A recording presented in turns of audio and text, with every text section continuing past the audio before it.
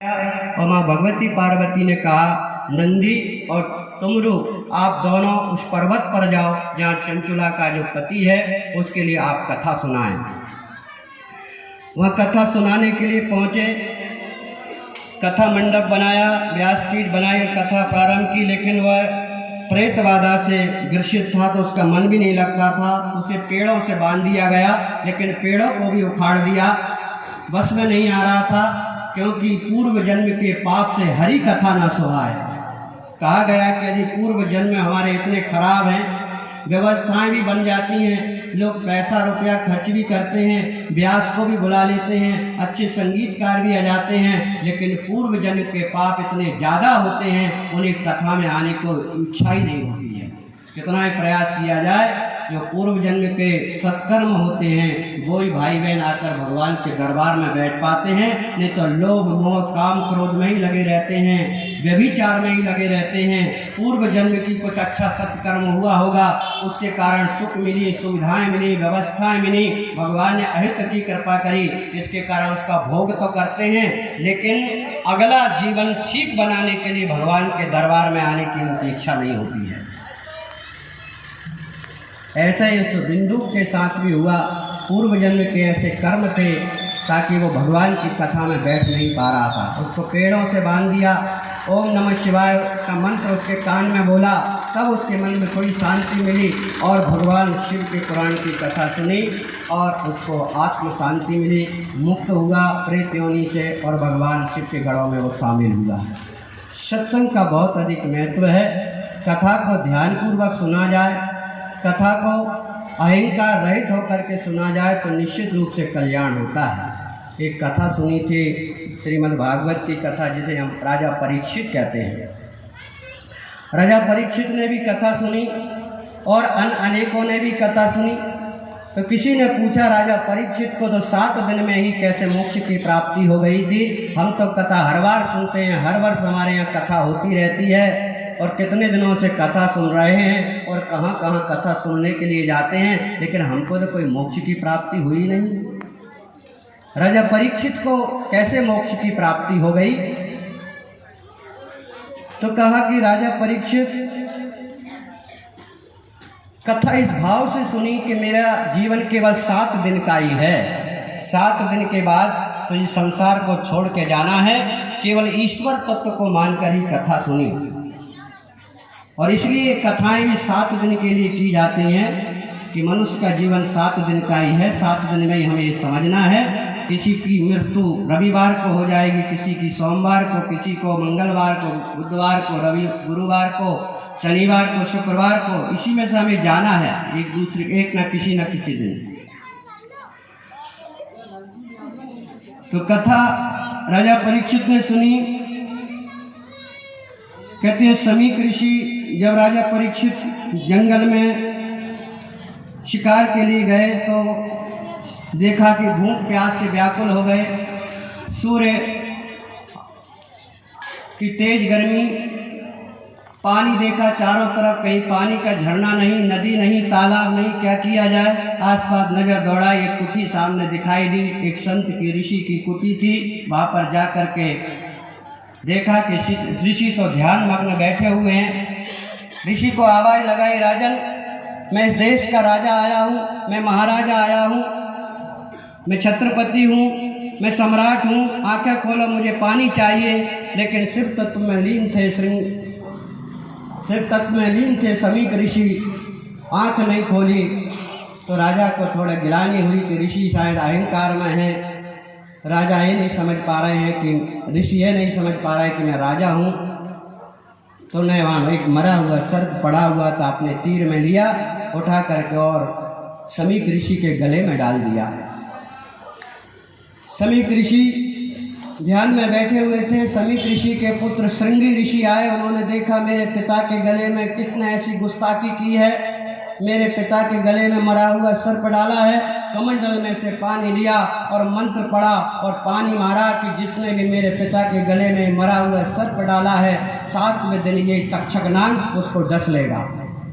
श्राप सुनते ही ऋषि का ऋषि की आंखें खुली, बेटा आपने कैसा अनर्थ कर दिया, ऐसा तपस्वी, त्यागी, धार्मिक, परोपकारी राजा, तुमने उसको श्राप दे दिया। तो कहने लगे पिताश्री अब क्या, श्राप तो दे दिया, ऋषि का श्राप वापस नहीं होता है। तो सूचना भिजवानी चाहिए, राजा को कहना चाहिए ताकि इसका कोई उपाय कर सके। एक गण को भेजा गया, राजा भी वापस आया। राजा ने जैसे ही अपना मुकुट उतारा, मुकुट पहने हुए थे, मुकुट उतार के रखा, पश्चाताप करने लगे, मेरे जैसे प्रतापी राजा से, धार्मिक परोपकारी राजा से, धर्मशील और सदाचार का पालन करने वाले राजा से ये ऋषि का अपमान कैसे हो गया। बड़ा पश्चाताप और गिलानी करने लगे। इतने में वो आया, ऋषि का शिष्य आया, कहने लगा महाराज हाथ जोड़ करके क्षमा करें, आपको समीक ऋषि पुत्र सिंगी ने श्राप दिया है कि 7 बजे तक्षक नाग आपको काट लेगा। कहने लगे मुझे नाग के काटने का भय और डर बिल्कुल भी नहीं है। भय और डर तो इस बात का है कि मेरी अकाल मृत्यु होगी, जीवन लक्ष्य की प्राप्ति नहीं हो पाएगी, मेरा जीवन कहाँ भटकेगा, कैसा रहेगा, दुख इस बात का है। और सबसे बड़ा दुख इस बात का है कि मुझसे ये भूल कैसे हो गई। मैं राजा धर्मशील होने के नाते एक ऋषि का अपमान मैंने कर दिया। सबसे बड़ी गिलानी तो उसे इसी बात की है। तो वो पश्चाताप किया। जब वो वहाँ गए थे तो कलयुग आया था, सतयुग, द्वापर, त्रेता, 3 युग बीतने के बाद, द्वापर बीतने के बाद में जब कलयुग का समय आ रहा था तो राजा परीक्षित के सामने कलयुग खड़ा हुआ था, भीख मांग रहा था। बोले तुम कौन हो? काला कलूटा था, बिल्कुल तेजहीन था, विकराल था, कुरूप था, देखने में डर और भय लगता था। तो राजा परीक्षित ने उससे पूछा था तुम कौन हो? बोले कि मैं कलयुग हूँ।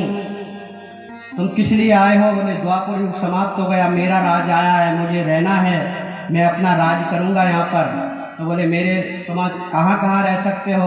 बोले जहाँ पर लोग मजरा शराब पीते हैं वहाँ मेरा निवास स्थान है, जहाँ लोग व्यभिचार करते हैं वहाँ मेरा निवास स्थान है, और जहाँ लोग जुआ सट्टा लॉटरी खेलते हैं, दूसरों का धन हड़प करते हैं, बिना पुरुषार्थ की मेहनत कमाई करना चाहते हैं, ऐसी जगह में निवास करता हूँ।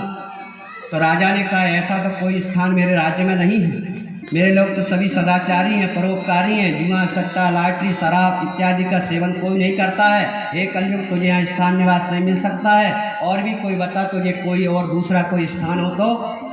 बोले 1 स्वर्ण में निवास करता हूँ मैं।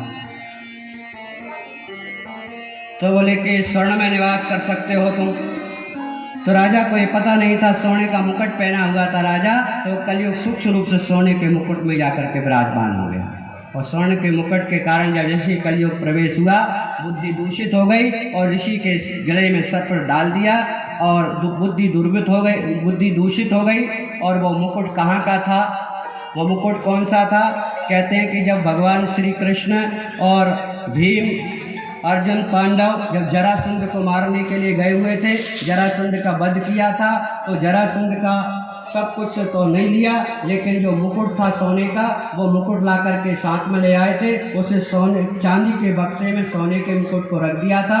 जब उनके पूर्वज चले गए, जैसे हमारे माता पिता चले जाते हैं दुनिया से, संसार से, तो बच्चों की ये मन में भाव रहता है चलो मम्मी पापा क्या छोड़ करके गए हैं, क्या वसीयत है, क्या विरासत है, देखना चाहिए। तो खजाने में जाकर देखा बहुत सारे सोने चांदी हीरे मोती जवाहरात भरे पड़े हुए थे। तो उनमें देखा कि ये बक्से में क्या है, बड़ा सुंदर चांदी का बक्सा है। उस बक्से को खोला तो उस बक्से में बहुत ही सुंदर मणि और रत्नों से जड़ा हुआ सोने का मुकुट था। उस सोने के मुकुट को निकाला और अपने मस्तिष्क पे धारण कर लिया, और उसी सोने के मुकुट में कलयुग प्रवेश कर गया। अब वो सोने का मुकुट था कैसा? क्योंकि जरासंध ऐसा राजा था, सारे राजाओं को अपने अधीन कर लिया था उसने, सारे राजाओं की संपत्ति को, सारे राजाओं को हड़प लिया था। सोना चांदी हीरे मोती जवाहरात लूट घसोट करके सबका उसमें अपने संपत्ति बना ली थी।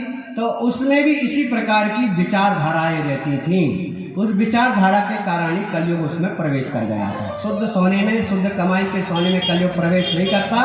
यदि वो राजा परीक्षित की पुरुषार्थ की कमाई का मुकुट होता तो कलयुग उसमें प्रवेश नहीं करता, लेकिन वो किसकी कमाई का था?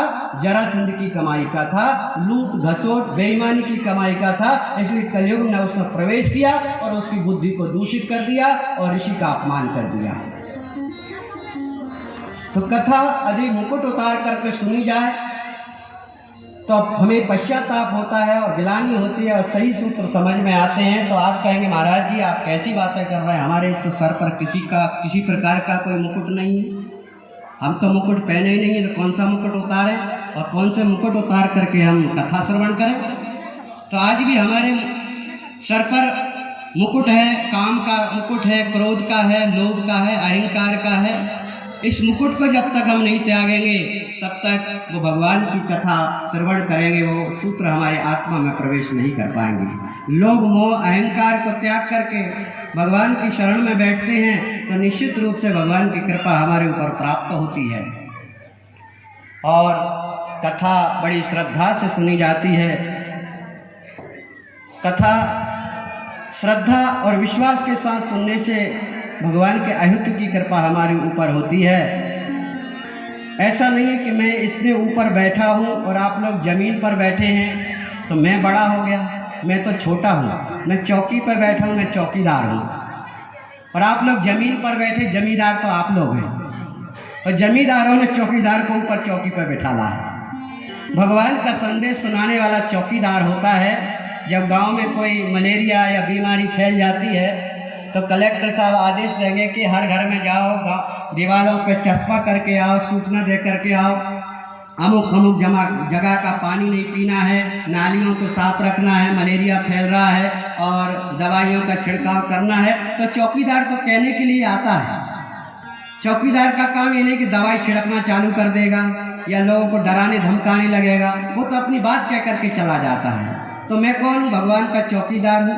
मैं बात बताने आया हूँ, भगवान शिव का चौकीदार हूँ और आप सब जमींदार हैं, जमीन पर बैठे हुए। आप सब ने व्यवस्था बनाई है। मेरी कोई औकात सामर्थ्य नहीं है कि आप लोगों को मैं भगवान शिव के तत्व का स्मरण करा के आत्मसात करा सकूँ।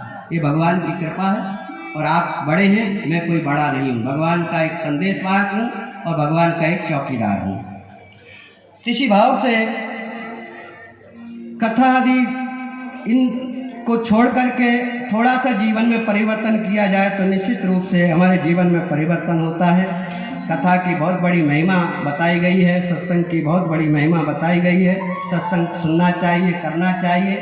परम पूज्य गुरुदेव ने भी कहा है कि मन को कुविचारों और दुर्भावनाओं से बचाए रखने के लिए नियमित रूप से सत्संग और स्वाध्याय की व्यवस्था बनाए रखेंगे।